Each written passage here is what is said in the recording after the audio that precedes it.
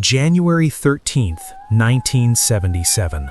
Thursday afternoon, Collingwood, Melbourne.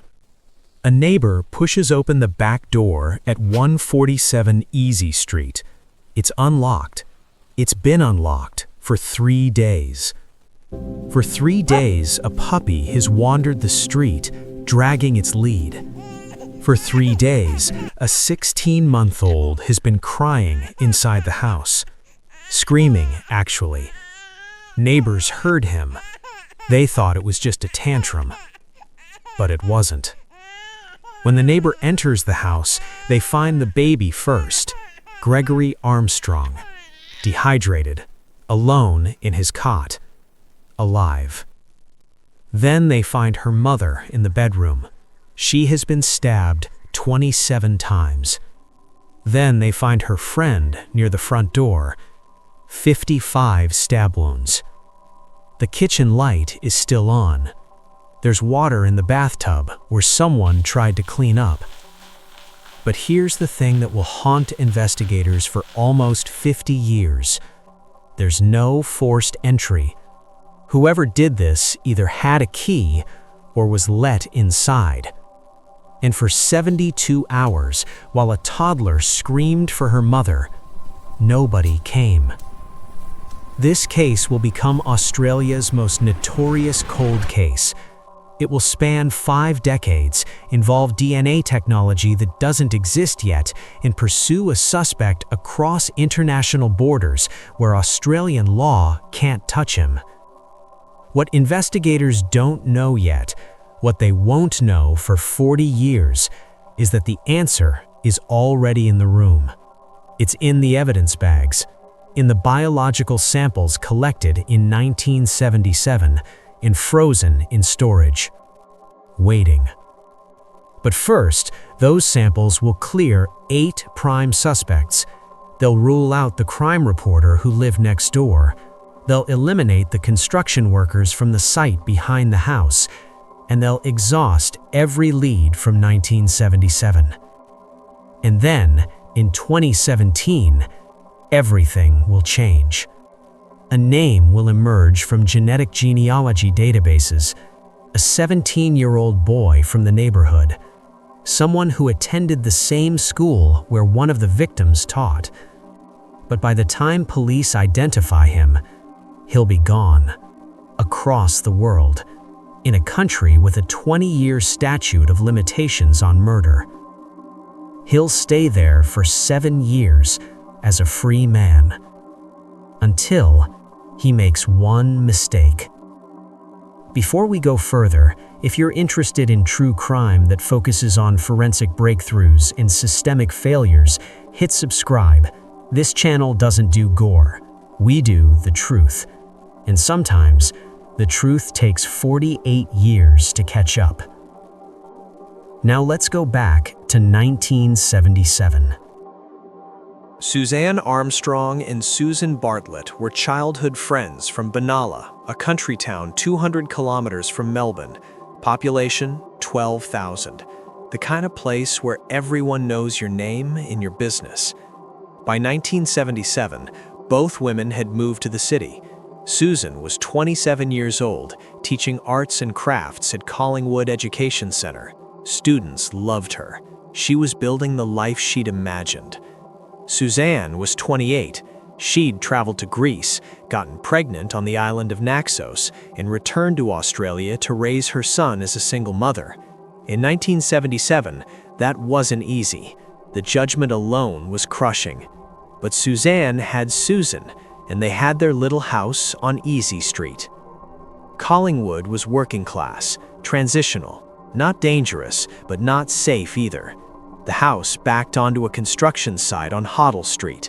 Workers came and went. 15 feet separated the kitchen window from where strangers worked every day. Monday, January 10th, 1977 was ordinary.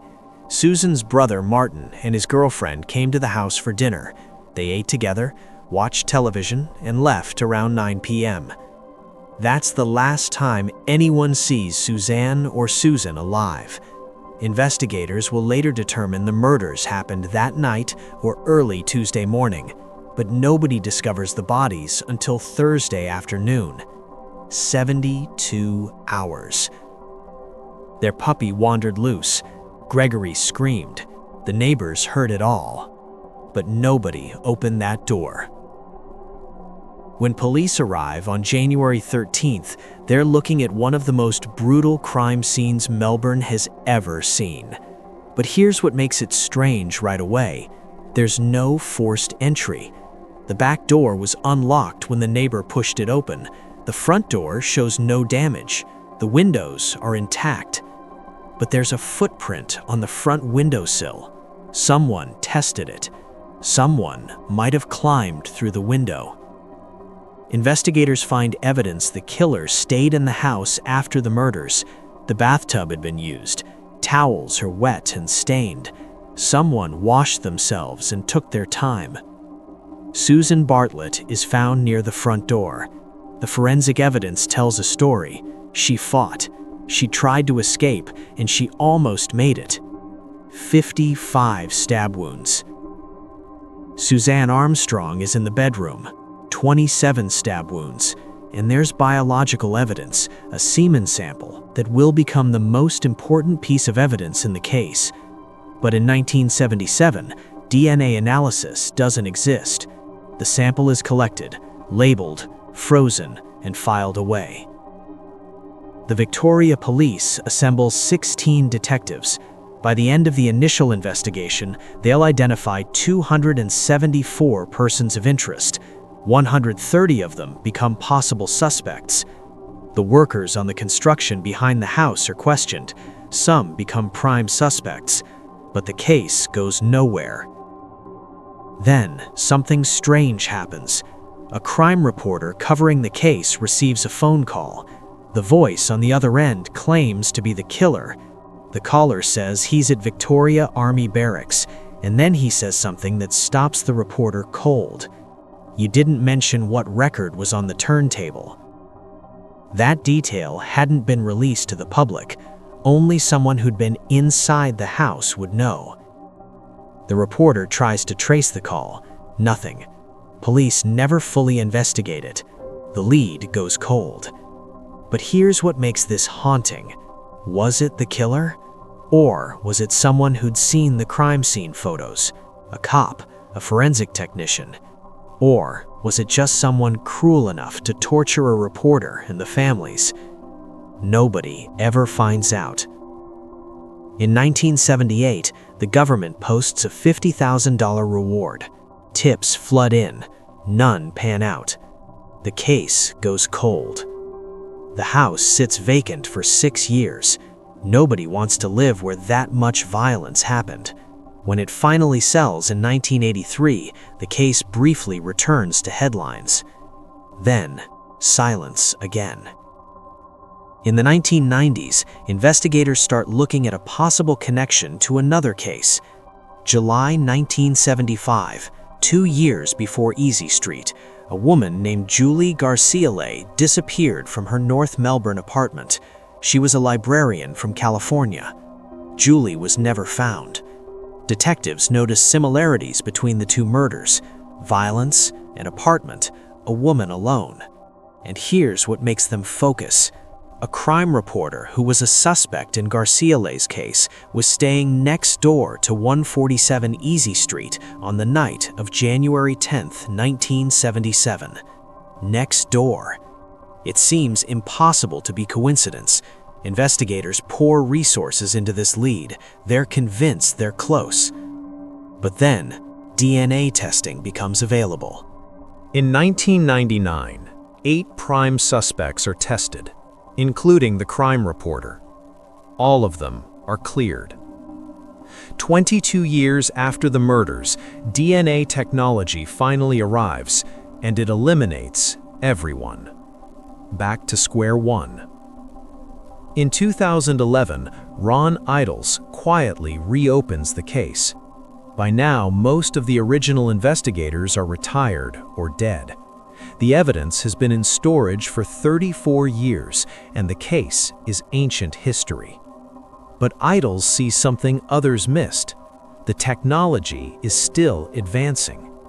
DNA techniques that didn't exist in 1999 are now standard. Genetic genealogy, the same technology that caught the Golden State Killer, is revolutionizing cold cases. Idles believes that if the 1977 evidence is retested with modern techniques, there might be answers. And he's right. The biological evidence from Suzanne Armstrong is sent for reanalysis using cutting-edge genetic genealogy.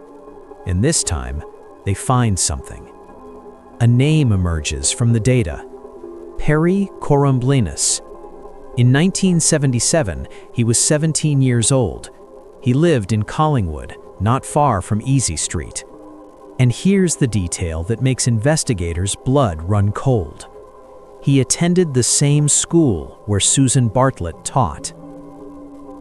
Police approach Kouroumblis. It's 2017. He's in his 50s now. They explain they're investigating the Easey Street murders. They ask for a voluntary DNA sample. He agrees, gives the sample willingly. 4 months later, Perry Kouroumblis leaves Australia. He holds dual citizenship, Australian and Greek. And Greece has a critical detail that becomes his shield: a 20-year statute of limitations on murder. The Easey Street murders happened in 1977. By 2017, those 20 years are long gone. Under Greek law, he can't be prosecuted. And Greek citizens can't be extradited from Greece to face charges in other countries. Once Kouroumblis crosses into Greek territory, he's untouchable. He stays there for 7 years, living freely, while back in Australia, detectives build their case, while Gregory Armstrong, the baby who survived, advocates for answers, while the families wait. 7 years. But then, Perry Kouroumblis makes one critical mistake. September 19, 2024, Rome Fiumicino Airport. Perry Kouroumblis, now 65, is traveling from Greece to Italy.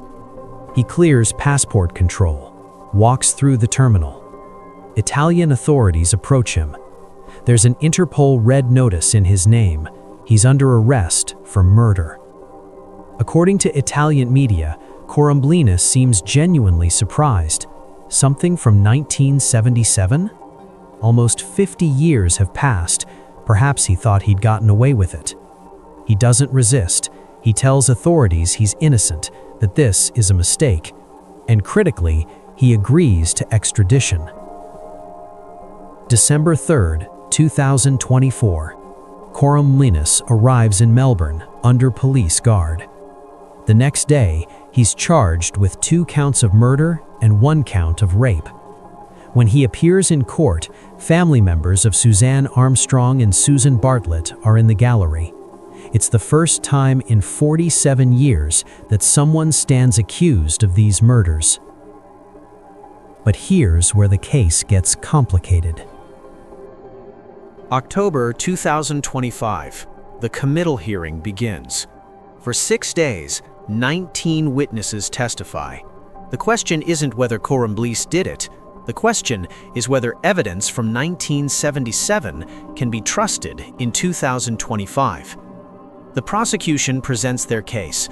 DNA from Suzanne Armstrong's body is 650 million times more likely to belong to Perry Kouroumblis than anyone else on Earth. 650 million. But the defense argues contamination. That evidence has been handled over 48 years, stored in varying conditions, transferred between facilities. So how can a jury trust it? Forensic Officer Catherine Bradley testifies about evidence older than most people in the courtroom. She defends every step of the chain of custody. Retired detectives, now in their 70s and 80s, recall 1977. Neighbors describe what they saw that night. And on November 27, 2025, the magistrate delivers his decision. The rape charge is struck out. Under Australian law, rape requires the victim to be alive. Suzanne was assaulted after death. The charge can't stand as filed. But on the 2 counts of murder, there's sufficient evidence. Perry Kouroumblis will stand trial. He pleads not guilty and remains in custody. As of today, Perry Kouroumblis awaits trial in Victoria's Supreme Court. It could be years away. When it happens, a jury will decide whether DNA from 1977 can convict in 2026. For Gregory Armstrong, now in his late 40s, this is the closest thing to justice he may ever see. He's lived his entire life as the baby who survived, the child found crying in his cot while his mother lay murdered downstairs. In interviews, he says he just wants to know why. Why his mother? Why Susan? Why did someone take everything from him that day? But here's what makes this case significant beyond one crime. It represents the cutting edge of forensic science. Evidence collected with 1970s techniques, analyzed with 2020s technology. The question isn't just, did Perry Kouroumblis do this? It's, can we trust evidence that's older than the internet? This case will set precedent. It will determine how cold cases are prosecuted going forward. How much time can pass before evidence becomes unreliable? How many hands can touch a sample before it's compromised? The answers matter for thousands of unsolved cases waiting in storage rooms across the world. The house on Easey Street still stands. It's been sold multiple times, renovated, lived in by families who had nothing to do with what happened there. It's just a house now. But its address remains synonymous with one of Australia's most brutal unsolved crimes. Until recently, it was unsolved. Now it's something else, a case awaiting trial, a story awaiting its ending. Suzanne Armstrong was 28. She had traveled the world and come home to raise her son. Susan Bartlett was 27. She taught children arts and crafts, and her students loved her. They were friends from a small country town who built lives in the city. On January 10, 1977, someone took those lives. For 48 years, nobody was held accountable. The technology that caught their killer didn't exist when they died. The detective who reopened the case wasn't born yet. The genetic genealogy databases were decades away. But the evidence waited patiently, frozen in storage. Justice delayed is not justice denied. Sometimes it's just justice waiting for science to catch up. If this story affected you, share it, not for the algorithm, not for the views, but because Suzanne Armstrong and Susan Bartlett deserve to be remembered. They deserve more than being statistics in a cold case file. Subscribe if you want more investigations like this, cases that matter, told with respect, focused on the truth. Cases where forensic science finally catches up to crimes that were supposed to stay unsolved forever. Perry Kouroumblis maintains his innocence. He'll have his day in court, and when that day comes, we'll all find out whether 48 years is too long to wait for justice, or exactly long enough.